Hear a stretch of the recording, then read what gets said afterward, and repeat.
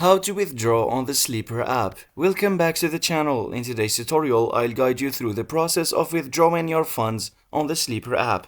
Whether you've won some bets or earned money through your fantasy leagues, I'll show you how to access your funds quickly and easily. Let's get started. First, open the Sleeper app on your device and log into your account. If you haven't already, make sure you're connected to the internet for a smooth withdrawal process. Once you're logged in, look for the wallet icon. This section shows your available balance and transaction history, so tap on the wallet to proceed to the withdrawal options. In the wallet section, you'll see your current balance and a withdraw option. Tap on withdraw to access the withdrawal window. And here, you can choose how much money you want to withdraw from your account. Next, select your preferred withdrawal method.